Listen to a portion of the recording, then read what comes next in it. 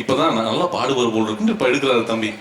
அப்ப அந்த மாதிரி அவருக்கு பாராட்டுகள். அப்ப நல்ல நீங்க கைகளை தட்டி பாடல் வரும்போதும் நகைச்சுவை வரும்போதும், இப்ப நகைச்சுவை பத்தி தம்பி அற்புதமா சொல்லிட்டு போனாங்க. இப்ப நகைச்சுவை நம்ம எதுக்காக பண்றோம்னா, ஒரு நிலத்திலே விதைக்கும் பொழுது நிலத்தை போகணும்னா விதைச்சிட முடியாதுங்க. நீங்க எல்லோரும் விவசாயிகள்.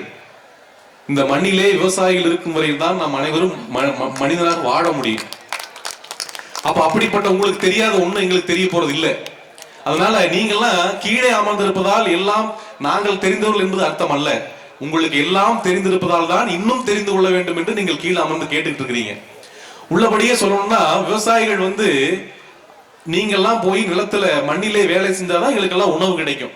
அப்போ ஒரு நிலத்துல விதை போடணும் அப்படின்னா எடுத்தும் விதை போட்ட முடியுங்களா? அப்படியே அதை உழவு ஓட்டி அதுல அப்படியே தண்ணீர் பாய்ச்சி அப்புறம் விதைகளை தூவும் போது அது அந்த ஈரமான மண்ணில் விழுகும் போது தான் விதைகள் முளைக்கும். அது மாதிரி நாங்க சொல்லக்கூடிய நகைச்சுவை பாடல்கள் இன்னும் இதெல்லாமே எதுக்காகனா, உங்களுக்குள்ள நல்ல கருத்துக்களை விதைப்பதற்கு முன்பாக நாங்கள் செய்யக்கூடிய ஒரு உணவு மாதிரி தான். அதனால நீங்க அதையெல்லாம் இந்த மன்றத்திலே நீங்கள் பொறுத்து கொள்ள வேண்டும். இங்க வந்திருக்கூடிய பேச்சாளர்கள் ஏதாவது நகைச்சுவையாக பேசினா நீங்க அதை கேட்டு மகிழ்ச்சியாக எடுத்துக்கொள்ள வேண்டும் என்று இந்த மன்றம் உங்களை கேட்டுக்கொள்ளுகிறது. இப்படி எல்லாம் இருக்கும்போது இன்னைக்கு தலைப்புக்குள்ள வந்துடலாங்க. இப்ப என்னன்னா, நல்ல ஒரு தலைப்பு.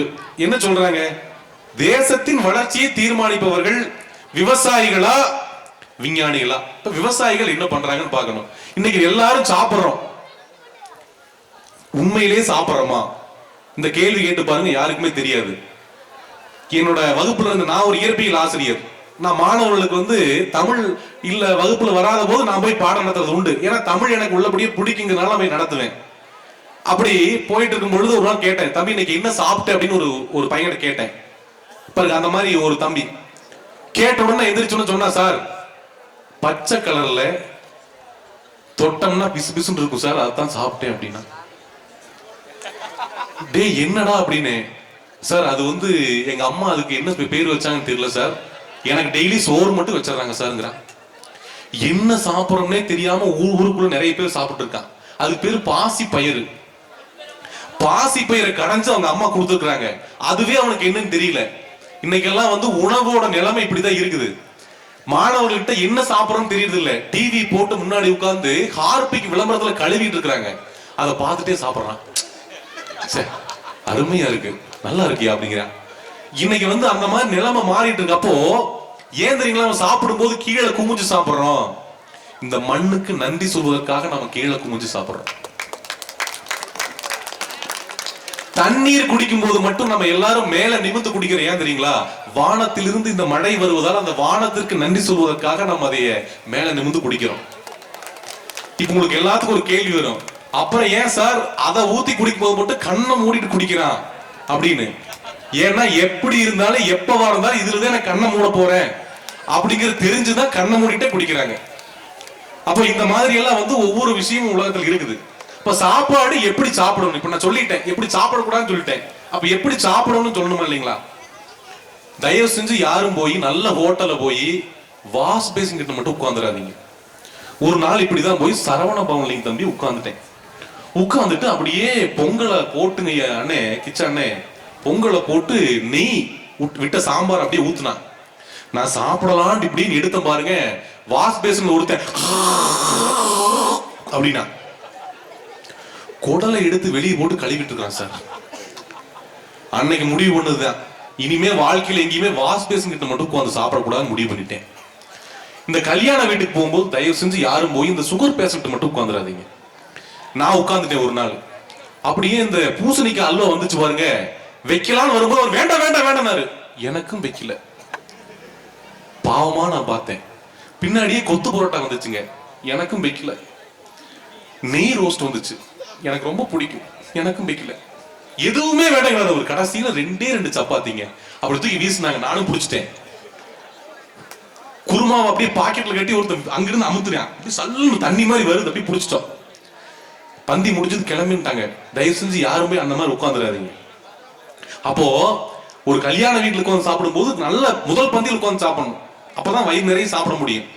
இந்த பஸ்ல பயணம் பண்ணும்போது தயவு செஞ்சு யாரும் போய் நல்ல வெயிட்டான ஆளு பக்கத்தில் உட்காந்துடாதீங்க. பாருங்க சீட்டு பாருங்க, இன்னைக்கு தமிழகத்துல நான் எத்தனையோ ஊர்களுக்கு போய் பட்டிமன்றம் பேசுகிறேன், இவ்வளவு பெரிய சீட்டு எனக்கு எங்கேயுமே போட்டது இல்லைங்க. ஒருவேளை அவங்க கனமான ஆள் எதிர்பார்த்து போட்டிருப்பாங்கன்னு நினைக்கிறேன். நான் இந்த சீட்டை மாத்த வேண்டாம்னு சொல்லிட்டேன். ஏன் தெரியுங்களா, அப்படியாவது உடம்பு கொஞ்சம் தேரட்டு அப்படின்னு சொல்லிட்டு உட்கார்ந்துட்டேன். அந்த மாதிரி ஒரு அருமையான ஒரு சீட் எங்களுக்கு கொடுத்துருக்காங்க. நல்ல ஒரு இருக்கை, நல்ல மக்கள், நல்ல ஒரு பட்டி மண்டபம், நல்ல பேச்சாளர்கள், நல்ல இசையமைப்பாளர்கள். ரத்தனம் சார் எல்லாம் அழகா வாசிக்கிறார். சில ஊர்களில் போய் நான் பாட்டு பாடிட்டு இருப்பேன், அவரு ஒரு பக்கம் வாசிட்டு இருப்பார். முன்னாடி உட்காந்துக்கிற ஒருத்தர், நான் ஒரு பாட்டு பாடினேன் சார், ஒரு ஊர்ல போய் பாடினேன், அவர் உடனே அப்படின்னாரு, எனக்கு ரொம்ப சந்தோஷம், இன்னொரு பாட்டு பாடினேன் அப்படின்னாரு. 48 பாட்டு பாடினேன். நிகழ்ச்சியே முடிஞ்சது. அப்பவும் ஒரு இப்படின்ட்டு இருந்தாலும் கழுத்து பிடிச்சிட்டேன். நிகழ்ச்சி முடிஞ்சது, இன்னும் எதுக்கு தலையாட்டுறீங்க அப்படின்னு கேட்டேன். தம்பி, பிறந்ததுல இருந்தே எனக்கு கழுத்து நிக்காது, நீ பாட்டுக்கு பாடு, நான் பாட்டுக்கு பேச தலையாடிட்டு இருக்கிறேன்னாரு. இப்படி எல்லாம் சில இடங்களை மாட்டிக்கும். நீங்க உண்மையாகவே சொல்றேன், நல்ல ரசிகர்கள். உங்களுக்கு நீங்களே ஒரு முறை நல்ல கைதட்டு கொடுத்துக்கலாம். அற்புதமான ரசிகர்கள், நல்ல தலைப்பு. அப்போ விஞ்ஞானிகள், விவசாயிகள்லாம் என்ன அப்படின்னா, அன்னைக்கே உடுமலைப்பேட்டையில இருந்து நான் வந்திருக்கிறேன். உடுமலை நாராயணகவி அவர்கள் ஒரு அற்புதமான ஒரு பாட்டை எழுதியிருக்கிறாங்க. அந்த காலத்திலேயே சொல்லியிருக்காரு, என்ன வளம் இல்லை இந்த திருநாட்டில், என் கையை ஏந்த வேண்டும் வெளிநாட்டில்.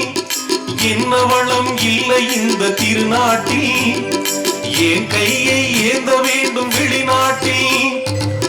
ஒழுங்காய் பாடுபடு வயல் காட்டில், ஒழுங்காய் பாடுபடு வயல் காட்டில். உயரும் உன்மதிப்பு அயல் நாட்டில். விவசாயி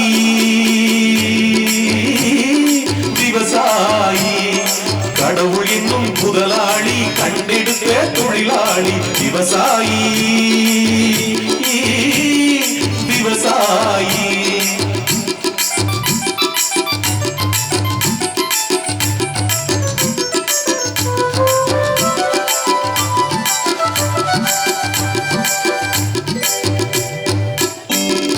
பறந்திடலாம் நாட்டில் பல வண்ண கொடி, எத்தனையோ கட்சிகளின் எண்ணப்படி. பறந்திடலாம் நாட்டில் பல வண்ண கொடி, எத்தனையோ கட்சிகளின் எண்ணப்படி. பறந்திட வேண்டும் ஒரே சின்ன கொடி, பறந்திட வேண்டும் ஒரே சின்ன கொடி. பஞ்சம் இல்லை எனும் அண்ண கொடி. விவசாயி விவசாயி, கடவுள் என்னும் முதலாளி, கண்டெடுத்த தொழிலாளி. விவசாயி விவசாயி.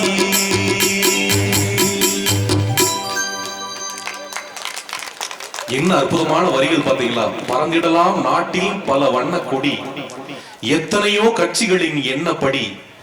பறந்திட வேண்டும் ஒரே சின்ன கொடி, அது பஞ்சம் இல்லை எனும் அன்ன கொடி. அற்புதமான வரிகள். அதுக்கு சொந்தக்காரர் எங்க ஊரை சேர்ந்தவர் தான், உடுமலை நாராயணகவி என்று சொல்லக்கூடிய அருமையான ஒரு எழுத்தாளர். அப்போ இந்த மாதிரி பாடல்களை கேட்டா குழந்தை நல்லபடியா வளரும். இப்ப இருக்கிற பாட்டெல்லாம் என்ன பாடுறான்னு அவனுக்கு தெரியலையே. இப்ப ஒரு பாட்டு வந்துச்சு, இதுக்கு என்ன இருக்குன்னு நல்லா கண்டுபிடிக்கவே முடியல. உங்களுக்கு தெரிஞ்சா கூட சொல்லுங்க. अस्क लस्क है मो है अस्क लस्क लीपे है पपूलिंग चिंता चिंता इश्क इश्क नीले लव इष्ट प्रेम प्यार प्यार காதலும் தன்னேலே அத்தனை மொழியிலும் வார்த்தை ஒன்று கொய்தே மொத்தமாய் சேர்த்துதான் காதல் சென்றொன்று செய்தே உன்னிடம் நீட்டியே காதலை காட்டினேன் ஏனோ தன்னாலே உன்மேலே காதல் கொண்டேனே ஏனோ உன்னாலே வாழ்வில் அர்த்தம் கண்டேனே. இப்படி நல்ல பாட்டு கேட்க நல்லா தான் இருக்கு, அர்த்தம் தான் புரிய மாட்டேங்குது. எதுக்கு எழுதுறாங்கன்னே தெரியல. பணம் கொடுக்குறாங்க, எழுதுறாங்கிறான். சரி பரவாயில்ல, அவங்களோட வாழ்க்கைக்கு நடத்துறாங்க. அப்போ இந்த மாதிரி அப்ப விவசாயிகள் என்னன்னு தெரிஞ்சிட்டோம். அவங்க இல்லைன்னா வாழ முடியாது. உடுதுண்டு வாழ்வாரே வாழ்வார் மற்றெல்லாம் தொழுதுண்டு பின் செல்பவர். மற்றவங்க எந்த தொழில் செஞ்சாலும் சரி, அவங்களுக்கு பின்னாடிதான் நம்ம போயாகணும். இப்ப பேச்சாளர்கள்லாம் பேச ஆரம்பிச்சிட்டாங்க.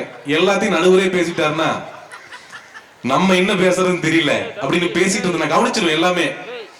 அப்போ விஞ்ஞானிகள்னா யாருன்னு சொல்லிட்டு பேச்சாளர்கிட்ட நான் வந்து வாய்ப்பு கொடுத்துறேன். விஞ்ஞானிகள் அப்படிங்கிறவங்க யாருன்னா